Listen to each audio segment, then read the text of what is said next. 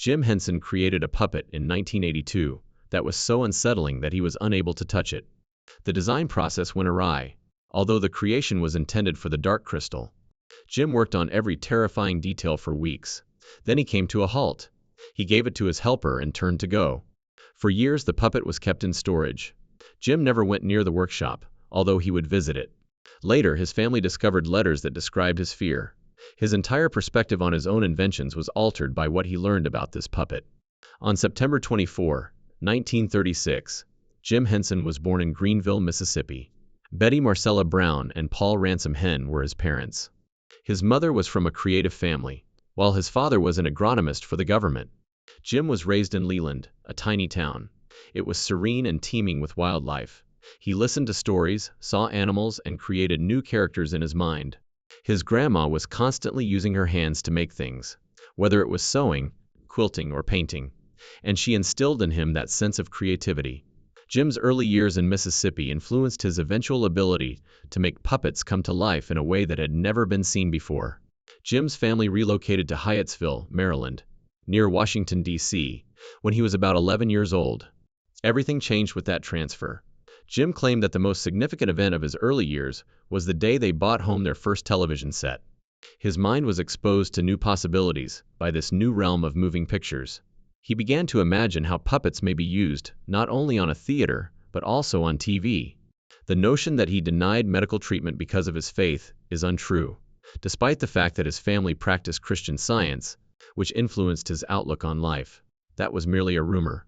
New opportunities also came with moving from Mississippi's leisurely pace to Maryland's bustling suburbs. Jim was now closer to the television industry and lived close to studios. Jim took action without waiting for events to occur. He began making his own puppets out of whatever he could find when he was 10 years old. Parts of his mother's green coat were used to create one of his earliest characters, which eventually evolved into the early iteration of Kermit the Frog. Denim for the sleeve and 2 ping-pong ball halves for the eyes. He did not employ the traditional wooden style. Rather, he created pliable, supple puppets that were able to move and display genuine emotions. He felt that the capabilities of a hand should be reflected in a puppet, and everything altered as a result. As a child, Jim was captivated by Edgar Bergen, the ventriloquist who performed for dummies such as Charlie McCarthy. Not all of Bergen's puppets were flawless. Despite his lip movements, people continued to accept the characters as authentic. Jim cherished that. He observed how the audience would entirely forget about the puppeteer and converse with the puppet, as though it were a real person. When Edgar Bergen died in 1978, that thought remained with him.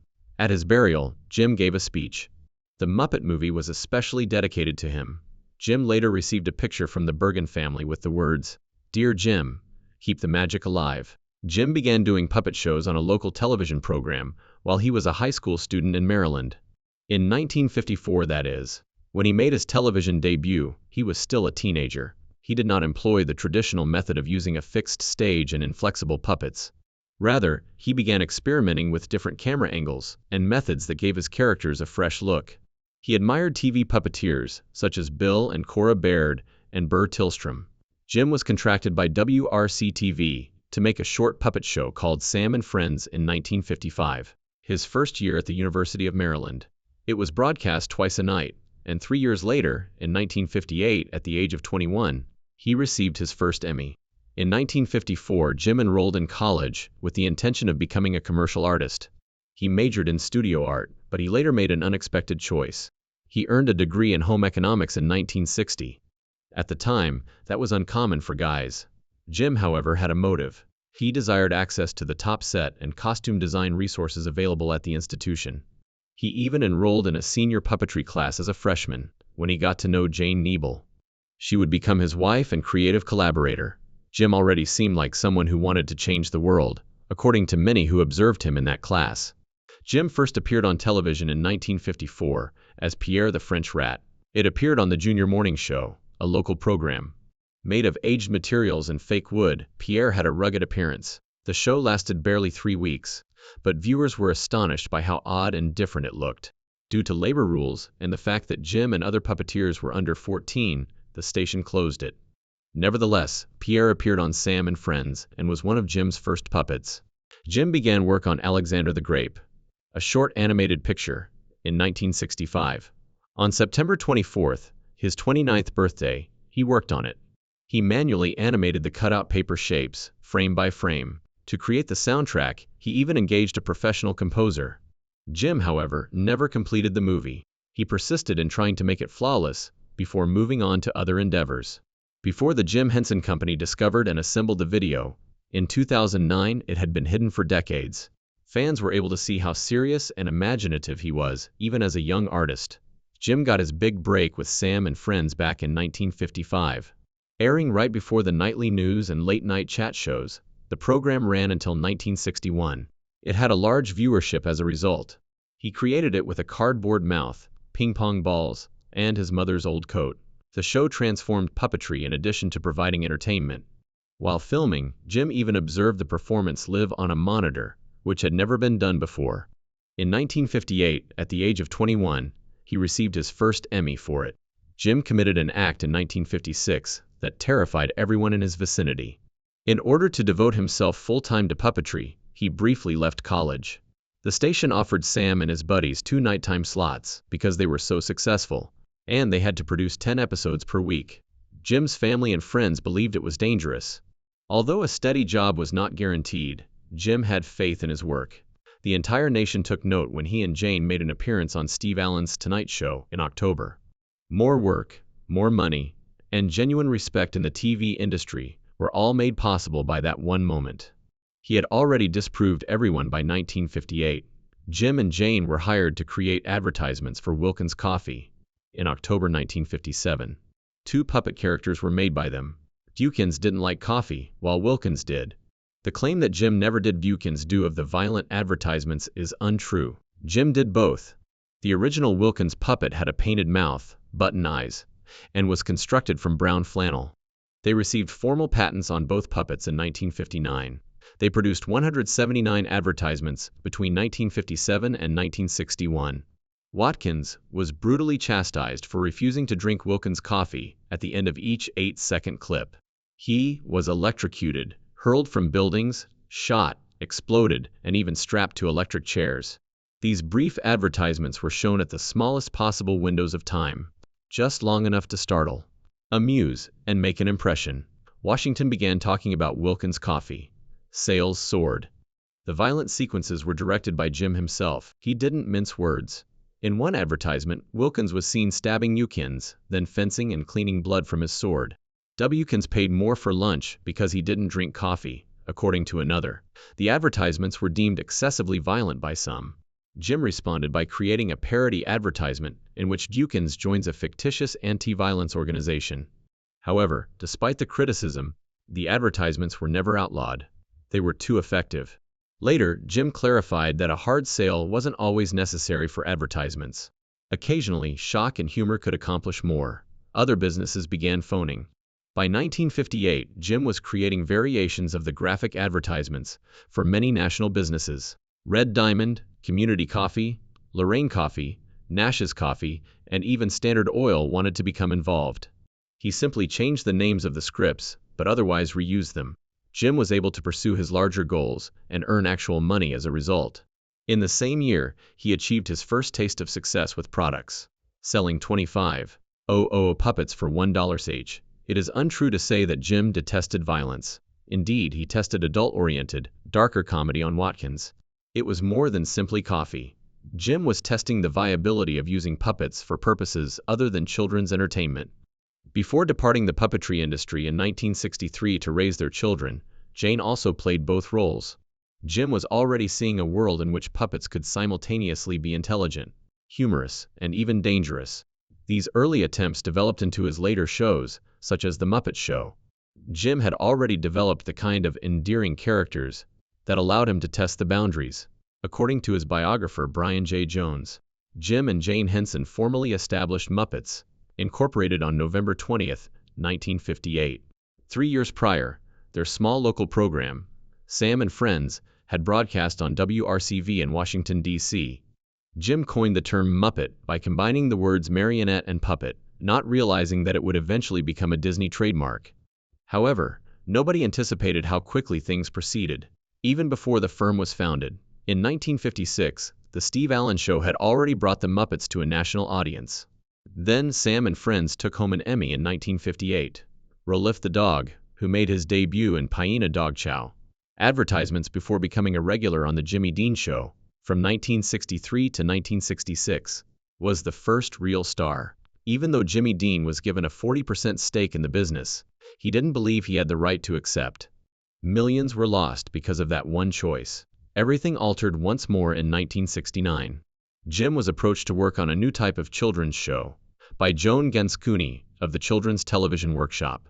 That program evolved into Sesame Street, which debuted on television on November 10, 1969. For it, Jim made Grover, Cookie Monster, Oscar the Grouch, and Big Bird. However, the show generated controversy. Mississippi outlawed it in May 1970, due to the fact that it featured youngsters of different races playing together. The state wasn't prepared, they said. While some conservatives lambasted the show, critics complimented it. Nevertheless, it took home 20 honors in its debut year, including a Peabody and 3 Emmys. It was a revolutionary show. Behind the scenes, however, Jim was on the verge of leaving. He grew weary of the ongoing creative battles. In 1970, a year after Sesame Street debuted, he nearly left, putting everything on the line. He stayed even though the show might have failed if he had. It was the proper decision. More than 120 million children watched Sesame Street worldwide by 2001. There were 20 distinct worldwide versions by 2006. It was shown in over 140 countries by 2009. Jim said he was happy to be done with ads and completely ceased performing them. Additionally, the inaugural Sesame Street show in 1969 saw the introduction of 2 characters, Bert and Ernie. Although they were modeled by the characters from The Odd Couple, it's interesting to note that Bert and Ernie existed before the show's television adaptation. Jim modeled their relationship after friendships he had in real life. As a subtle method of demonstrating LGBTQ+ representation, author Mark Saltzman claimed that when he wrote the scenes for Bert and Ernie in the 1980s, he pictured them as a couple. In the 1990s and beyond, this sparked intense discussions. The concept was adored by some. Some claimed that the program was promoting a gay agenda. The argument is still ongoing. Jim Henson also created short videos about numbers in that first season that children still remember today. In one, a baker was holding pies when he fell downward. Additionally, he created the videos C is for Cookie, King of 8, Queen of 6, and 11 cheer. These weren't merely enjoyable. They employed brand new foam and fabric puppetry techniques. It was unlike anything anyone had ever seen. Jim received an Emmy for it in 1970. Kids began to love learning thanks to these shorts. Jim decided to try something new in the middle of the 1970s. Every U.S. network turned down his attempt to start a puppet-based variety program. In January 1974, ABC debuted The Muppets Valentine Show, but it was a failure. Jim then created a second pilot, titled The Muppet Show, Sex and Violence, in 1975. People were outraged by the name, and ABC rejected it. Using clips of celebrities like Cher and Julie Andrews, he made a third appeal. However, CBS also declined. It was embarrassing. British producer Lou Grade agreed at that point. He allowed Jim to produce the show at ATVL Street Studios in England. Everything changed with that choice. Joel Grey appeared as a guest on The Muppet Show on September 5, 1976. In just 3 years, it was broadcast in more than 100 countries and viewed by 235 million people by 1979. The cost of producing each episode was $130,000, making it one of the priciest puppet programs ever. Rita Moreno and Elton John were among the celebrities that lined up to make an appearance. With 120 episodes, the 5-season program concluded on March 15, 1981. However, there was a cost to the success. Jim had a hard schedule. He handled scripts, supervised sequences, voiced Kermit, and assisted with puppet repairs after filming. The stress reached a breaking point in 1978. During one session, he nearly passed out. It was Frank Oz who had to take over as director. Jim began working on the Muppet movie at the same time, and on July 5, 1978, production got underway. He was exhausted. He would subsequently die as a result of that pressure. Jim passed away from a bacterial illness in 1990. He was just 53. According to doctors, if he hadn't disregarded his symptoms, it could have been possible to survive. Miss Piggy was among the most startling Muppet characters. Not even she was intended. In about half an hour, she was put constructed, when Herb Alpert required a glitzy pig for his special. Using leftover bits, Bonnie Erickson hurriedly created Cinderella, adding pearls, satin, and large eyes. Part truck driver, part diva, Frank Oz gave her a fierce and untamed attitude. She was influenced by Peggy Lee, and demonstrated that female characters could be fearless and violent. In 1976, when she karate chopped Kermit and yelled, "Hi!" she was viewed by some as the first feminist pig on television. The Muppet Show at last achieved widespread acclaim in 1981. Although several of its episodes sparked controversy, it was nominated for Best Variety Program and won prizes for writing. A Confederate flag was displayed in a Johnny Cash episode, and warnings were later required. There were adult jokes in another episode with Peter Sears. Later, some were altered or outlawed. Even for adults, however, the program demonstrated that puppets could be intelligent, humorous, and significant. The Muppet Movie followed in 1979. Jim himself was the director. Stars like Orson Welles, Mel Brooks, Steve Martin, and Bob Hope were among them. Kermit riding a bike was the scene that was discussed the most.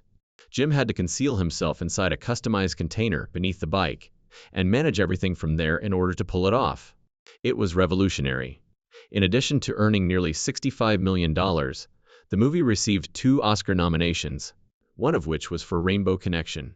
It demonstrated that puppets could direct a large-scale film. Jim, however, desired a deeper tone. He produced the human-less fantasy movie, The Dark Crystal, in 1982. Parents were disturbed by its esoteric elements and frightening sequences with puppet deaths. It made $40 million and cost $15 million to produce. However, the somber tone unnerved some. The business nearly went bankrupt as a result. It was not understood by critics. For some fans, Jim had gone too far, and it caused him to doubt everything. He then produced Labyrinth, which starred David Bowie, in 1986. Jim used his personal funds to spend $25 million. It debuted in the same summer as Ferris Bueller and Top Gun. With only $12.9 million made in the US, it was a box office failure. Jim was devastated, and never again directed a motion picture. According to his son Brian, the reviewers ruined his father's self-esteem. Yet Labyrinth went on to become a cult favorite, and brought in millions of dollars from sales. During the Cold War, Jim created Fraggle Rock in 1983, with the intention of promoting harmony and understanding. In order to circumvent US censorship, he decided to shoot it in Canada. The program was broadcast in 13 languages and 90 countries. It was the first North American program to air in the Soviet Union. In January 1989, Jim had appreciated the Russian puppet artists during his previous visit. His employees made a joke about Fraggle Rock's role in the end of the Cold War. Jim published The Storyteller, a darker work, in 1987. The program, which was hosted by John Hurt, told spooky, poignant tales using folklore. In one story, young boys experienced agonizing physical transformations and turned into ravens. Another depicted a soldier who was permanently imprisoned in the domain of death. Because it was too intense, the show was never shown in its entirety in the United States. But Jim thought that occasionally children needed to be scared. He believed that kids could handle stories that were truly painful and mysterious. His journey away from secure family TV came to an end with this. Something significant was going to happen in August 1989. The Muppets creator, Jim Henson, had just revealed a $150 million agreement with Disney. He claimed that collaborating with Disney will produce a fantastic force. He was to have complete creative control. TV series, films, and even theme park attractions. However, there was something sinister simmering beneath the grins. Jim Henson passed away unexpectedly on May 16, 1990, less than a year later, from pneumonia. Disney began to retreat after that. The $150 million was no longer something they wanted to pay. They claimed that without Jim, the company wasn't worth that much. His family was enraged and devastated. Disney was allegedly attempting to pilfer everything Jim had created. Disney continued to use the Muppets in programs and advertisements without permission, even after the transaction fell through, in December 1990. They said they had an implicit permission of some sort. They were sued by the Henson family. It turned into one of Hollywood's most repulsive altercations. On April 26, 1991, just a year later, an oddity appeared on television. Dinosaurs is a television program. The idea was Jim's in 1988, but it wasn't until he was gone that it became a reality. At an astounding $90 million, the the show became the most costly half-hour program ever produced. 3 persons were required to operate each and every puppet character. Because the materials were so brittle, some puppets even disintegrated after a few years. The tale, however, was the biggest surprise. It was full of grim warnings about pollution and how people were ruining the earth. Despite the fact that it appeared to be a children's program, the show was simply too costly to continue, and it ended in 1994. Then followed another odd conflict. Henson Productions learned in 1997 that 2 vintage puppets made by Jim and Jane Henson in the late 1950s had been copied. While still in college, Wilkins and Yukins, 2 fictional characters, appeared in coffee advertisements. They discovered copies being utilized without authorization. These were no mere puppets. Even before Kermit, these were among the earliest Muppet-style characters to be made. The lawsuit was startling.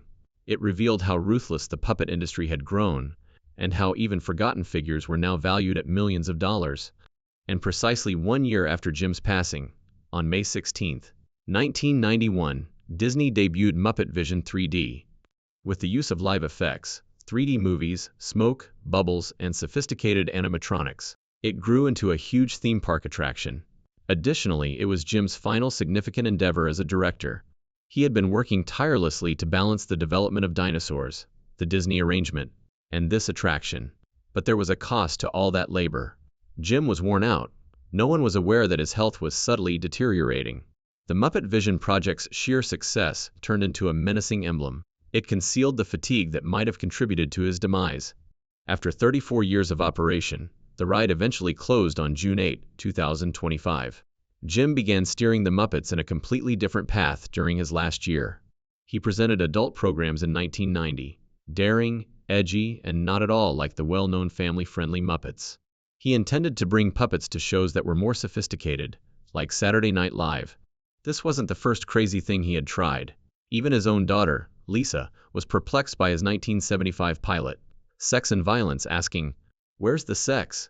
Jim shrugged it off, but it demonstrated the extent of his willingness to go. Everyone who viewed these new adult initiatives was taken aback. Jim aspired to develop and escape the box that others had placed him in, but none of that materialized. His passing in 1990 put a permanent stop to such preparations.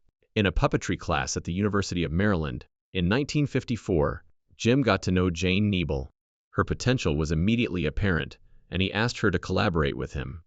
On May 28, 1959, they were married after falling in love. 5 kids were born to them. John in 1965, Brian in 1963, Heather in 1970, Lisa in 1960, and Cheryl in 1961. Their Bethesda, Maryland, house was transformed into a studio filled with leftover fabric and puppets. In the basement, puppets were constructed. It was a factory of imagination, not just a dwelling. Family life, however, was not simple. Jim traveled frequently and worked non-stop. Jane continued to assist with puppets while running the household and children. Despite their 1986 split, they remained friends until the very end. Later, Cheryl claimed that working with her father was the only way she could spend time with him. They maintained their connection in this way. Many people believe that Jim's Christian Science beliefs prevented him from visiting the hospital in 1990, but that was untrue. Although he was brought up in the faith, he never followed it. In a sense, what actually occurred was worse. Jim believed his sickness will go away. He wanted no one to be bothered. He had a sore throat when he made an appearance on the Arsenio Hall performance on May 4, 1990. He coughed up blood by May 12th when in North Carolina visiting relatives, but he kept it a secret. 4:00 a.m. He was sent to New York Presbyterian Hospital after collapsing on May 15. Both lungs had a severe infection, the physicians found. He might have been rescued if he had arrived just 12 hours earlier. By that time, however, toxic shock was brought on by the virus. His organs started to fail. Jim Henson passed away at the age of 53 on May 16, 1990, at precisely 1:21 a.m. People were taken aback. In the present world, how could something like this occur? "I'm going to be fine," was one of his final statements to his son John, but he wasn't. The Disney deal was unraveling behind the scenes. Later, Frank Oz stated, Jim was most likely assassinated by the Disney agreement. The handshake agreement fell through after Jim's death, and the company was left in limbo for almost 2 years, as the Henson family sued Disney for using the Muppets without permission, accusing them of greed and arrogance. The pressure was tremendous. And Jim was also refusing to allow Disney to purchase Sesame Street. Thousands attended Jim's memorial service in New York on May 21, 1990, and another service in London on July 2. Jim had requested that no one wear black, and Big Bird sang Bean Green while crying. However, despite the ceremony's beauty, there was trouble brewing, as taxes took up about 55% of the estate. The autopsy revealed that the infection had begun much earlier, most likely even during that early May Arsenio Hall appearance, and the bacteria had been growing quietly inside him for years. The company had been drained by the failed Disney deal, and the lawsuits had made everything worse. The most tragic part came later. The last twist was that in 2004, Disney finally bought the Muppets, but not for $150 million, but for only $75 million, half the price. People were incensed because some people are genetically more susceptible to this kind of infection, and stress can exacerbate it. Jim had been working too hard for too long, and his body was at its breaking point. Jim had thought Disney would protect his creations, but instead it felt like everything he built had been sold off for less. In 2024, Ron Howard released a documentary called Jim Henson, Idea Man, which shocked viewers by showing rare footage of Jim's early work, some of which were violent. Critics called it theft, while fans said Disney ruined the Muppets, with endless reboots and cheap spin-offs. Jim later claimed that it was all part of learning, but it demonstrated that he had always pushed the boundaries. Since 1982, the Jim Henson Foundation has donated more than $4.2 million to dark and bizarre puppet projects, not for children but for adults. In one, a monster ate a character alive, and in another puppet even shot another in the head during a meat commercial. The foundation kept Jim's spirit alive, but not the one the public knew, demonstrating that Jim Henson had always been more than the man behind Kermit. They funded shows about death, nightmares, and even Mayan myths full of graphic violence. One play, Symphony Fantastic, was performed underwater and ran for a whole year in New York. He was, and in many respects still is, attempting to use puppets to upset the world,